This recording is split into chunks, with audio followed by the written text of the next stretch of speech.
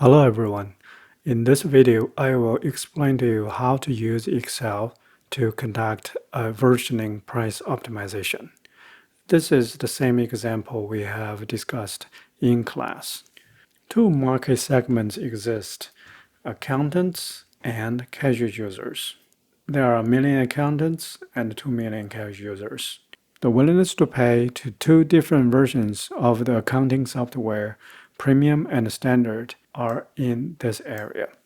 Given this information, our goal is to find out the optimal prices to offer in the marketplace in order to maximize the total profit. In this region, I have prepared data layout for our optimization. Index 1 and 2 are referring to the two different software versions, and the prices are here. So these two cells, D8 and E8, are where we put the optimized prices. And in cell D9, we put the total profit. This is the number we will ask Solver to maximize. First, we start with calculating the surplus that each segment gets from the two different versions of the software. Surplus for premium and standard. And then we're going to calculate the maximum surplus between these two. So for premium, the surplus is equal to the willingness to pay minus the price that we put here.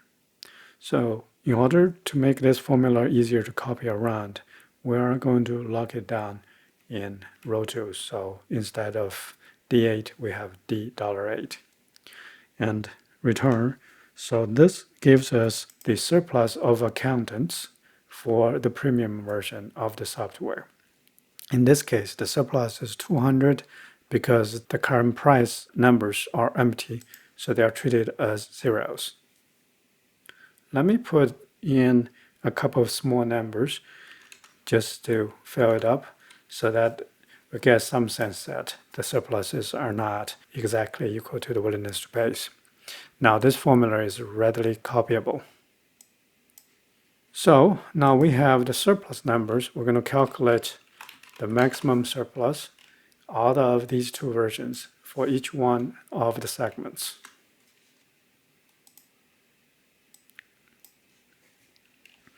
All right, so after we get the maximum willingness to pay, next we're going to calculate how each segment make choices based on their largest willingness to pay.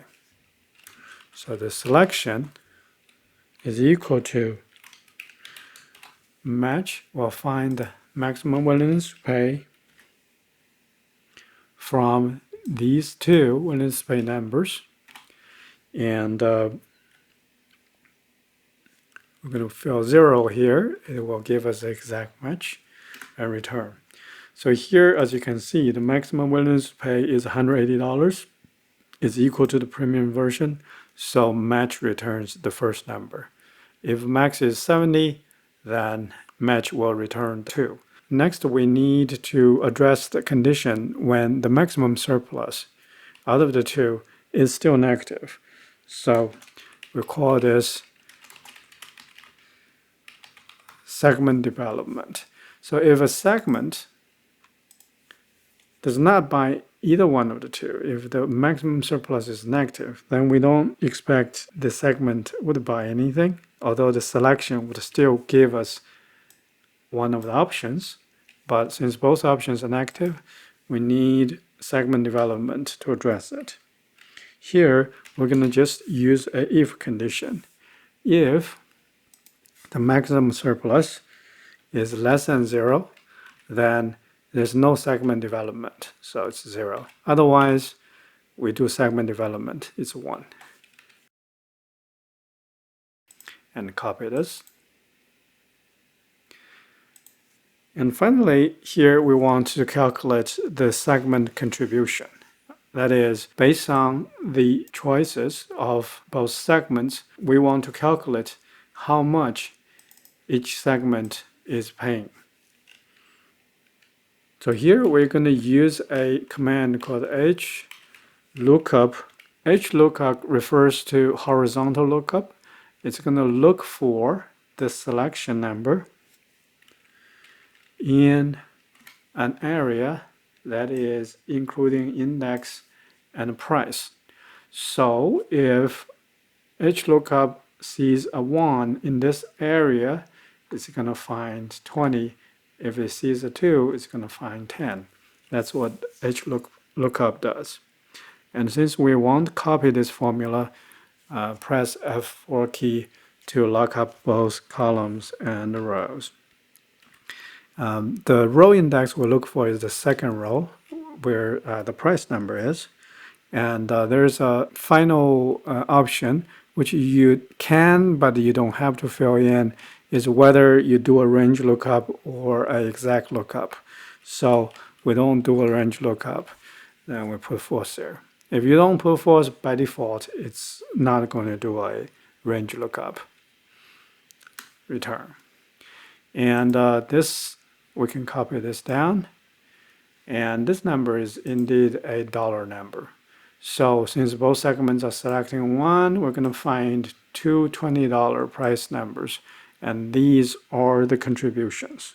And the next, we're going to calculate the total profit. The total profit is the segment size for each segment multiplied into whether the segment buys at all and multiplied into their contribution. So here we're going to use a command called sum product. Product here means multiplication. What this command does is it's going to do the multiplications first and then sum up all the numbers multiplied afterwards. So what it does is it's going to use these two segment sizes multiplied into segment development, yes or no, so there are zeros and ones, and then finally multiplied into the contribution. This gives us the total profit. Okay, now we have set up the problem. Next, we'll go ahead and solve it using Solver. So go to Data, Solver, and here we're going to set objective as the total profit, and to maximize it, by changing variable cells are the two prices. And the next, we want to set constraints in terms of the prices, how high the prices can go. Here, the easiest thing to do about constraints is to look at the willingness to pay numbers, because it's meaningless to set prices above the highest willingness to pay in the market, because nobody would buy. So for the price of the premium version, it should be less than or equal to 200. And for the price of the standard version, it should be less than or equal to 80. And click OK. Now if you see the interface, what you get is these two constraints have been set. And by default, you'll make unconstrained variables non-negative. And next, select the solving method. Here we need to use the Evolutionary Solver. And click Options just to check whether the solver is properly set up. Okay, the default setup looks fine. The Evolutionary Solver setup, these are the default settings. You can make some changes, but sometimes it makes very little difference. The only number that you should change is the maximum time without improvement. For this one, I would recommend you to set at least 300 because for large-scale problems, you need solver, especially Evolutionary Solver, to spend more time to search for the solution instead of letting it come out too soon. And click OK. This sends you back to the interface before, and then click Solve. Now Solver is going to start.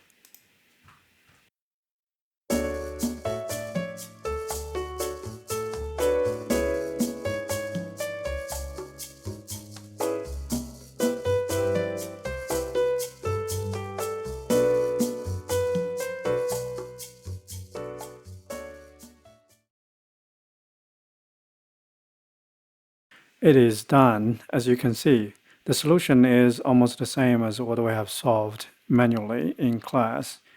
This concludes how to use Excel to optimize price versioning.